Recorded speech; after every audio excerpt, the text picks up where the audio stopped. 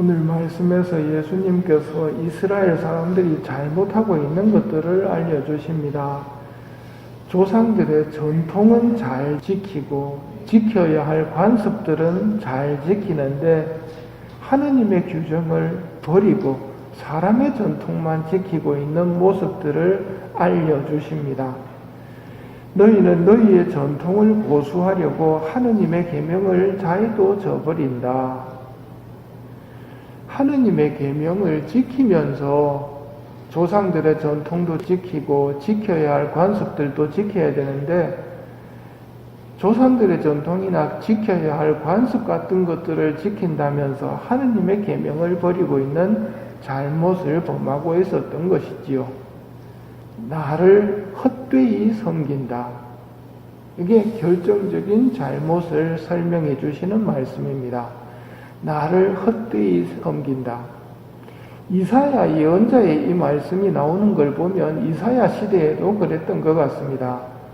이 백성이 입으로는 나에게 다가오고 입술로는 나를 공경하지만 그 마음은 내게서 멀리 떠나 있고 나에 대한 그들의 경외심은 사람들에게서 배운 계명일 뿐이라는 말씀을 예수님께서 인용을 하십니다. 입술로 공경하지만 마음이 떠나 있는, 하느님을 공경한다고 하는 것들도 다 사람들에게서 배운 계명이지 하느님께서 주신 계명이 아니라는 의미입니다. 거칠의 신앙이라는 말이죠. 팔출기에 자기 아버지나 어머니를 욕하는 자는 사형을 받아야 한다는 계명이 있는데 사람들이 코르반이라는 유다인들의 전통을 이용해서 부모님 공경에서 빠져나가는 모습을 고발하십니다. 코르반이라는 말은 말 그대로는 예물입니다. 하느님께 바치는 예물. 부모님 공양을 해야 되는데 부모님 공양을 안 한단 말입니다. 그럼 부모님이 어려우시니까 집에 만일에 오셨습니다. 생계비라든지 곡식이라든지 이런 것들을 말씀을 하시거나 저기 있는 거 뭐고 하면 코르반 그거 성당에 갖다 줄 거니까 손대지 마십시오. 돈 이야기하면 코르반 성당에 내야 되니까 이야기하지 마십시오. 이런 식으로 코르반을 이용해서, 즉 성당에 낸다는 걸 이용해 가지고 부모님 공경을 안 하고 있는데 이거는 인간의 전통을 이용해서 하느님이 주신 계명을 무시하고 있다고 예수님이 고발을 하시는 겁니다. 너희는 이렇게 너희가 전하는 전통으로 하느님의 말씀을 폐기하는 것이다. 너희는 이런 짓들을 많이 한다. 하느님을 공경하려면 하느님을 알아야 됩니다. 하느님은 가장 크게 주신 계명이 하느님 사랑이고 그 다음이 이웃 사랑이지요. 그런데 사랑을 빼놓고 왜 당신네들은 손을 씻지 않고 음식을 먹느냐고 고발을 합니다. 미움으로 하는 고발이란 말이죠. 하느님이 원하시는 사랑과 용서는 없고 그저 율법을 교묘하게 자기들은 코르반 형식으로 빠져나가 버리고 미운 사람 등장하면 율법을 가지고 걸어 넘어뜨리려고 하고, 하느님은 그런 분이 아니시거든요. 나는 사람들처럼 보지 않는다.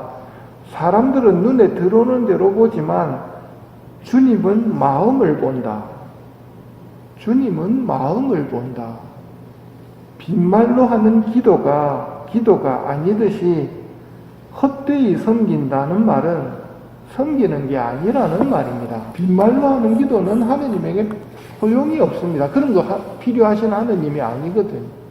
헛되이 섬기는 것 또한 마찬가지입니다. 그런 것들은 필요가 없습니다. 이사야서 1장에서 무엇하러 나에게 이 많은 재물을 바치느냐 주님께서 말씀하신다. 나는 이제 순양의 번제물과 살찐 짐승의 굿기름에 물렸다. 황소나 어린 양과 순염소의 피도 나는 싫다. 더 이상 헛된 재물을 가져오지 마라. 재물을 바친다고 하느님이 좋아할 거라고 생각하십니까? 헛된 재물 가져오지 말라고 말씀을 하시는 겁니다. 그럼 어떤 게 헛된 재물입니까? 너희 손은 피가 가득하다. 너희 자신을 씻어 깨끗이 하여라. 내 눈앞에서 너희의 악한 행실들을 치워버려라. 악행을 멈추고 선행을 배워라. 공정을 추구하고 억압받는 이들을 보살펴라. 고아의 권리를 되찾아주고 과부를 두둔해 주어라. 하느님은 헛된 예배가 필요하지 않으십니다. 양 잡아 바치고 황소 바친다고 해서 기뻐하시는 분이 아니라는 말입니다.